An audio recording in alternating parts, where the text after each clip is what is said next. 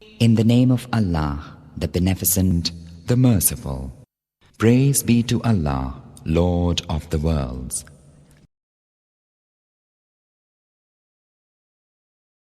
Allah, Allah who is one kafir.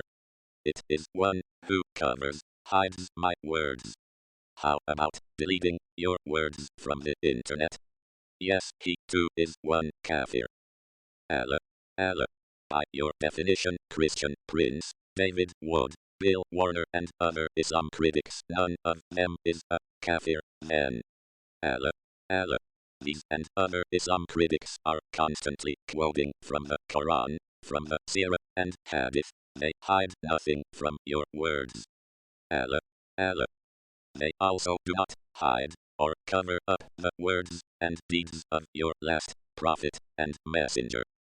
Once the prophet was bewitched so that he began to imagine doing things which in fact he had not done. I am also not one kafir, as I too do not hide the deeds and words of your last prophet and messenger. I heard that the people asked the prophet of Allah, water is brought for you from the well of Buddha. It is a well in which dead dogs, menstrual clothes, and excrement of people are thrown. The messenger of Allah replied, verily water is pure and is not defiled by anything. Allah, Allah. But who are these who hide, cover or delete your words from the internet? Allah, Allah. Who are those in danger of eternal punishment in your hell, O Allah, Allah, when they hide, cover or delete your words, especially deleting from the internet? Is it not a fact that Muslims from Pakistan are very busy erasing, hiding, and deleting the words of Allah from the internet? Is it not a fact that Muslims from Germany are very busy hiding, erasing, and deleting the words of Allah from the internet? Is it not a fact that Muslims from all other parts of the world are very busy complaining to YouTube so that the kafir at YouTube are pressured into hiding or even deleting the words of Allah from the internet? Well, Allah, Allah, if Christian Prince, David Wood, Bill Warner, others, and yours truly are not hiding or deleting your words on the internet, so you do not have any reasons to even punish them. And now let's shine some more light on Allah's Quran and the words and deeds of Allah's last prophet and messenger. He changed direction again here. He found people. He reached, when he reached between the two mountains. You see, he have a long journey. Long journey. Years and years. He found people who live between two mountains. Or next to the mountains. And those two mountains, people were scarcely understand the word. And look the stupidity of the Quran. The Quran just said that those people understand nothing. You can't even talk to them. They can't even understand the word. And right away they said to him, Zul Qarnayn, verily Ya'juj wa Ma'juj, Gog and Magog are doing great mischief in the land. Shall we pay you tribute in order that you might like build a barrier? You idiot, how you just said that the sun, those people don't understand anything, just a line before. And now look like they are smart. They are asking him to build a dam. How they cannot understand the word, and suddenly they became engineers. And they are offering money. And how this Zulqarnain, he is coming with an army and he conquered the land, and yet they offer him to pay. He will take his money, their money anyway. The story is stupid. And then Zulqarnain, he agreed to build for them a dam. And he said, okay, give me pieces. Give me pieces of blocks of iron. Then when he had filled up the gap between the two mountains. So according to the Quran, there is a people who they are called Gog and Magog, and they are not a human, by the way, because their ear is like a tent. They sleep inside it. And each one of them, he can have sex until he have 100 baby before he die. So each one of Gog and Magog is equal to 1,000 from us as population. Where are they? And they are behind the dam. And Muhammad, he claimed in the hadith that those people every day they try to open a hole in the dam so they can get out, and they will invade Mecca, but Allah will defend Mecca. So here he's saying, so he built a dam, he built a wall barrier between them and the people of Gog and Magog, and they will not be able to go through until Allah he allow them to make a hole in it. Do you see it? So this story here is a stupid story, is not exist. We have satellite is scanning every inch in this earth. Where is people of Gog and Magog? This story alone is enough to prove that Muhammad is a fraud.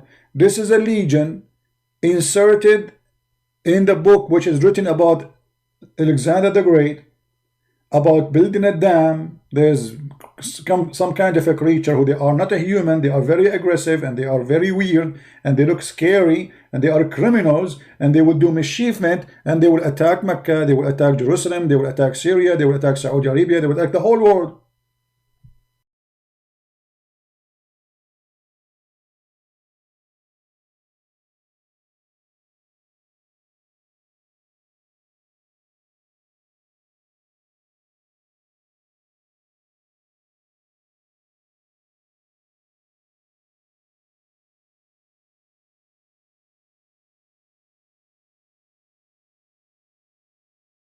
Hello and welcome again to this video, the fourth and final part looking at stories from the Quran's 18th chapter, Surat Al-Kahf, aka the chapter of the cave. This video will look at the origins of some of these stories, in particular over the adventures of a man called the Man with Two Horns, which in Arabic is Dhul Qarnayn. In the past couple of videos, I looked at Dhul Qarnayn's bizarre adventures in the Quran, where he sees the sun setting into a muddy spring, and later builds a huge barrier to keep out two huge and troublesome tribes called Gog and Magog. The Quran never named this man with two horns, and Muslims have argued ever since who this person with the two horns is. Some have concluded it is Alexander the Great, some say it's Persian Emperor Cyrus the Great, while others prefer not to speculate altogether. I deliberately avoided referring to this in the past two videos as I felt it was important to try and focus on the absurdities of the stories themselves and not get sidetracked into something less important. But digging deeper into the character of Dhul Qarnayn is very interesting in itself, as it once again shows us how stories, almost universally considered today as legends with barely any historical truth to them, made their way into the Quran and other Islamic texts. Having read the different versions of what remains of the Alexander romance legends, some of which have been lost over time, I am in no doubt that the character of Dhul Qarnayn mentioned in the Quran was based on the legendary Alexander stories, made up by those who idolized him, not the historical Alexander or any other character. So, who was Alexander the Great? Well, in brief, he was a skilled Macedonian leader/general who managed to conquer much of the known world at the time, his empire eventually stretching from Egypt and Macedonia in the west to modern-day Pakistan and Tajikistan in the east. Born in 356 BC, Alexander was born into a life of privilege and even had Aristotle as his tutor. He revered Cyrus the Great to such an extent that upon conquering Persia, he began to embrace many cultural aspects of Persian life, as well as claiming divinity and ordering his subjects to bow down to him in ancient Persian fashion called proskinesis. Proskinesis was a Persian method of worship. Let me ask the Muslims watching this, does this look familiar? Except for the last stage of Persian proskinesis, with the entire body lying face down, it's pretty much exactly what Muslim prayers eventually became as well. Remember that next time you're in a mosque. You're simply seeing an ancient Persian ritual of worship, not something new and unique to Islam.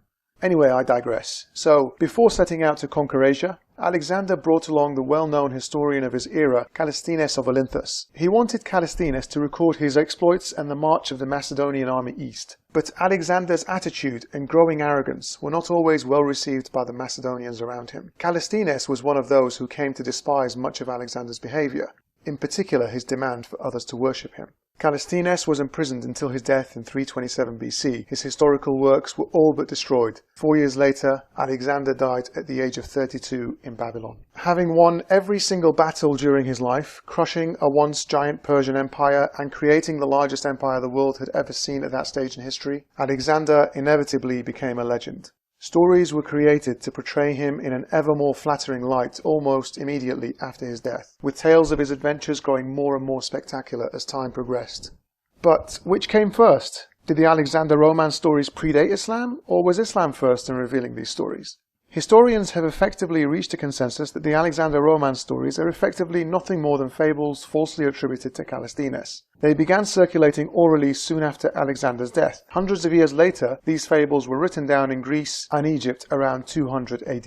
Ernest Wallace Budge, a British Egyptologist and curator, writes the following in the History of Alexander the Great. The first book of the history of Alexander, according to Pseudo-Callisthenes, is certainly of Egyptian origin, and its birthplace was Alexandria. Colonel Yule places the composition of the work as far back as AD 200. But there is no doubt that the legends which are contained in it were current some hundreds of years before. Indeed, some of them must have been known within a few years of Alexander's death. The stories from these versions and the oral traditions led to more versions arriving. But given the geography and incredibly strong trade links in the region, if these myths were written down in Greece and Egypt by 200 AD, then the oral tradition would have almost certainly been very strong in Arabia by that time, and for a few hundred years later, long before Islam was born. Some Muslims may claim certain versions of the Alexander romance were physically written down around the same time, or a little later than when the Quranic verses were revealed. That simply ignores the fact that there were many versions, and ignores the fact that the legends most likely began as folklore, and were well known to people through word of mouth before they were eventually written down.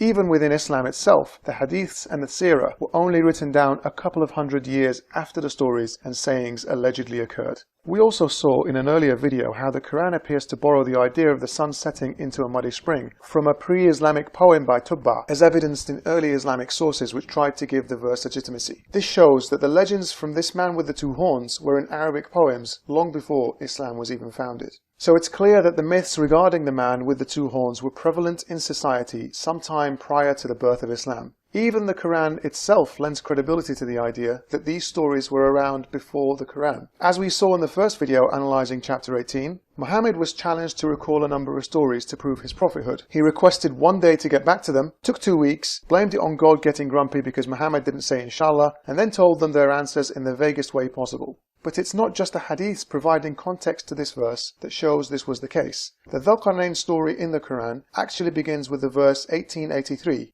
and they ask you about Dhul Qarnayn. Say, I will recite to you an account of him. So it's clear he was asked about the story known to them at the time, and that would have been the prevalent local version of the Alexander romance. I believe in such a garbage. And now let us say that Zulqarnain, who was exist a couple of thousand of years ago, he built a dam between two mountains and they are made from iron. Iron will rust and the Adam will open. Imagine we have a dam from iron built 4,000 years ago, 3,000 years ago.